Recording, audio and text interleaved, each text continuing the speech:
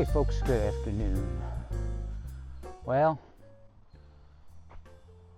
the chickens arrived today. Actually, about a half hour or so, give or take.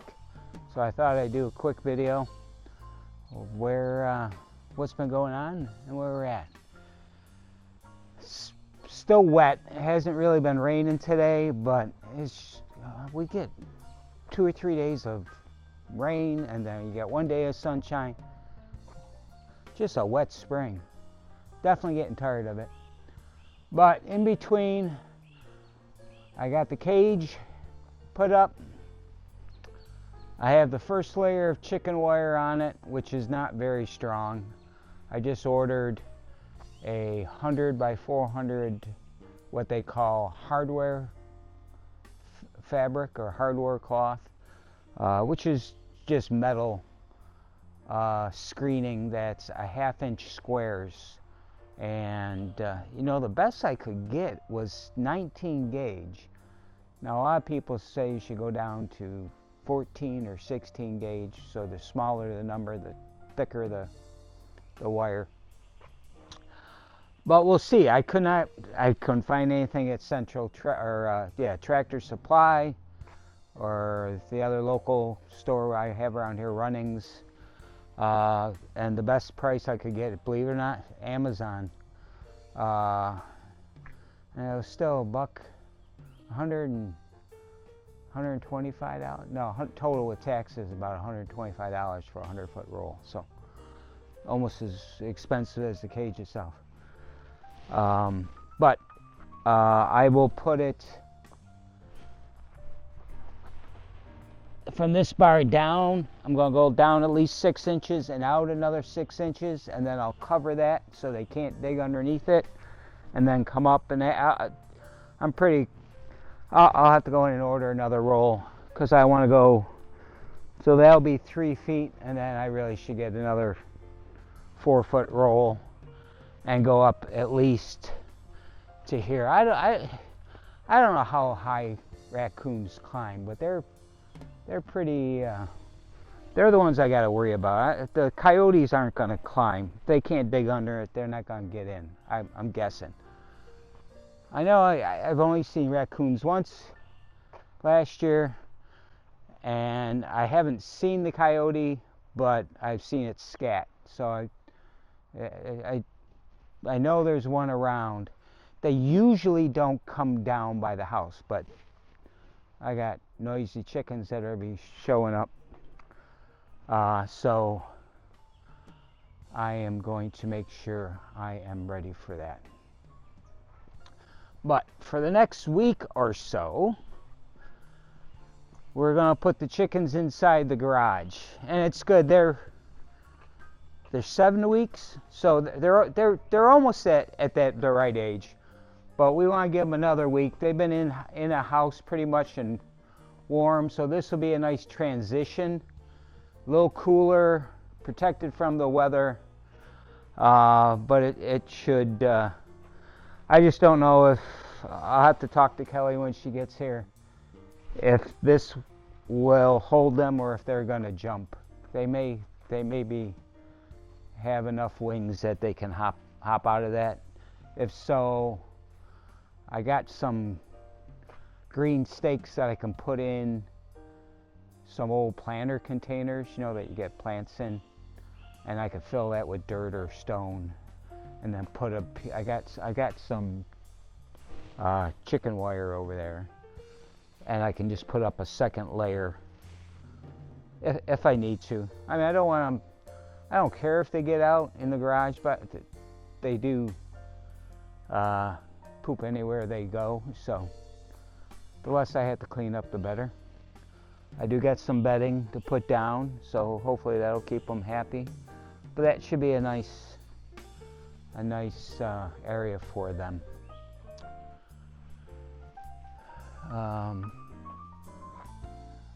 All the leaves are out, except how are the oaks?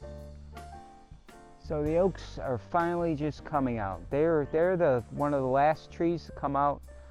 Not the very last. So the very last my favorite.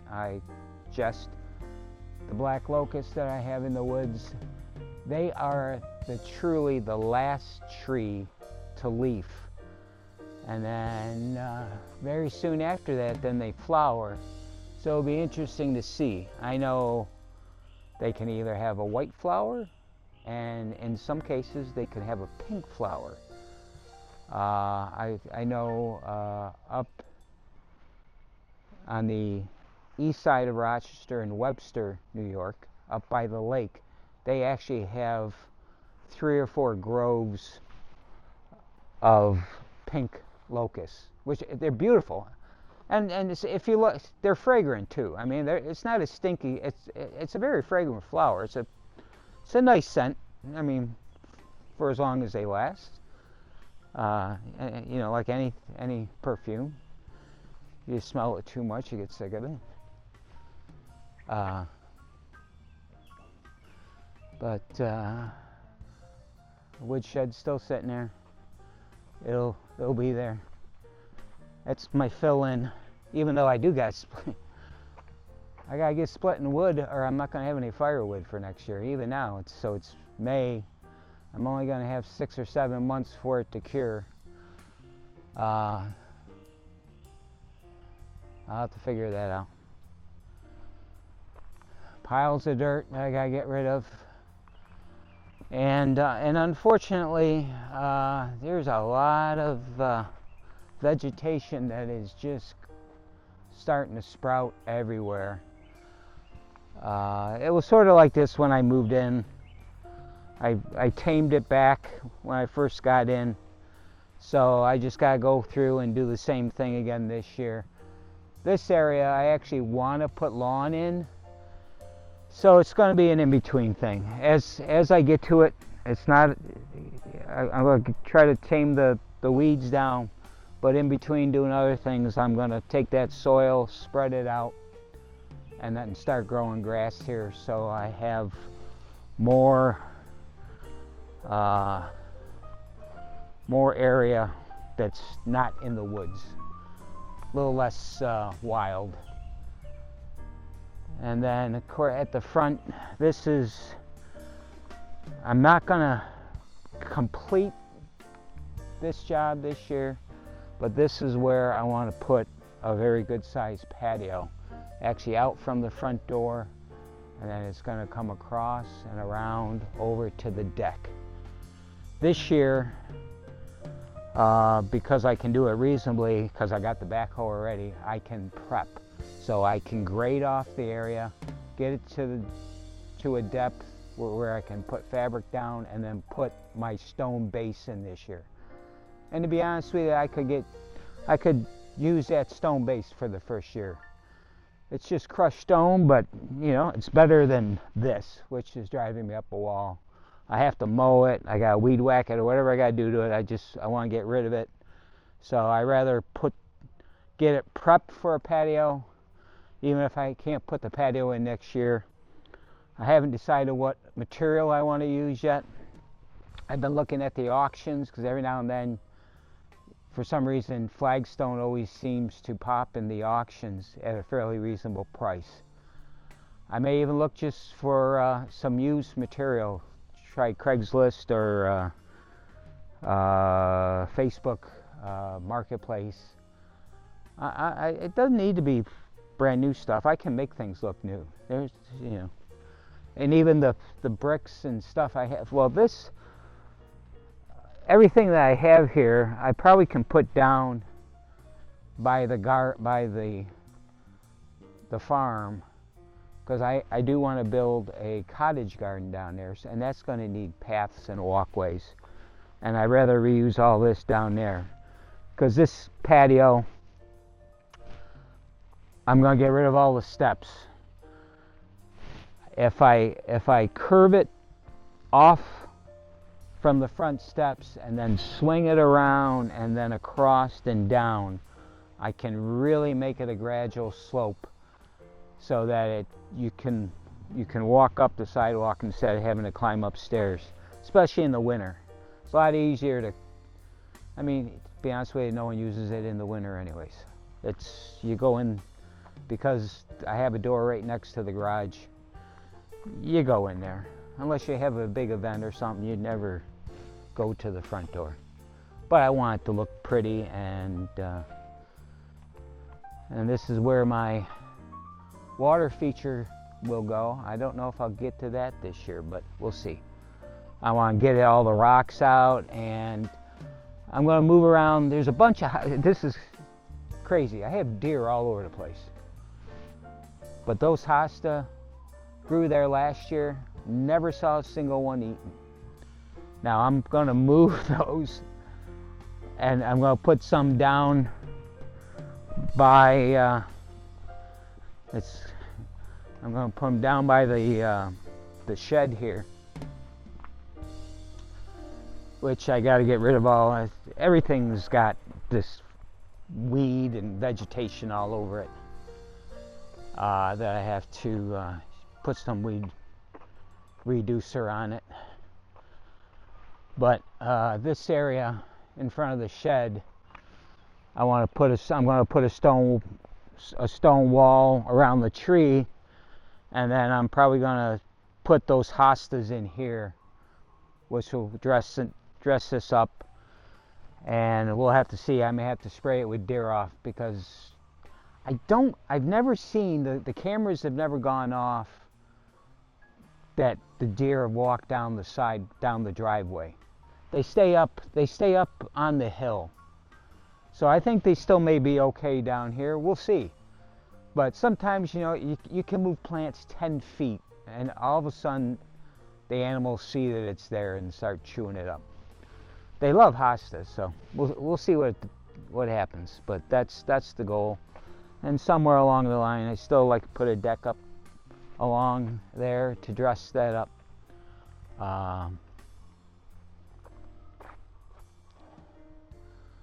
I was just I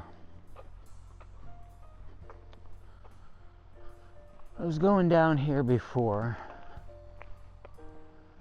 so it's nice just to get out because it's not raining, even though it's not humid, but there's definitely moisture in the air. Yeah,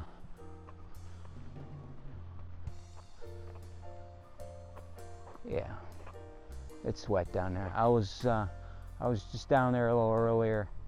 I decided the fruit trees that I got, I'm actually going to line the driveway with the new fruit trees, just like I have the old fruit trees, but put them up closer to the road in a line, so that as you come in the driveway, it's sort of lined with fruit trees. They're just 4 of them. It's not like it's an orchard. And looking online and actually talking to my buddy ChatGPT, he came back with some information. You want to cross-pollinate with other fruit trees and things like that. And so I want to keep these trees close to the old trees, so I've got fruit trees to cross-pollinate with. I was going to put them on the other side of the field, which still could work. If I was planting more of them, I would plant them on the other side, but since there are only 4, I'm going to plant them in a row, but near the old fruit trees, so I have something to cross-pollinate with. All right, well, when Kelly gets here with the chickens, we'll come back online, and then we'll introduce the chickens and see what else happens. Who knows? Talk to you later. And they're here.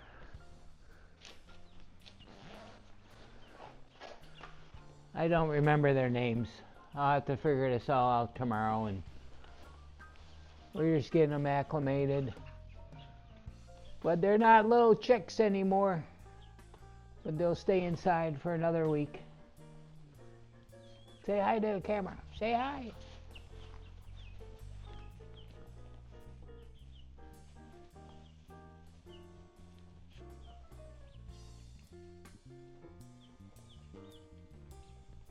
Yeah, put a log in there so that they could perch, and they use it right away.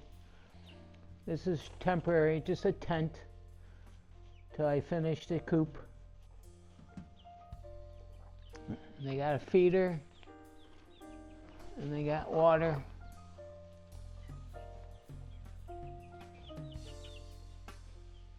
And they're getting used to it. They're pretty good.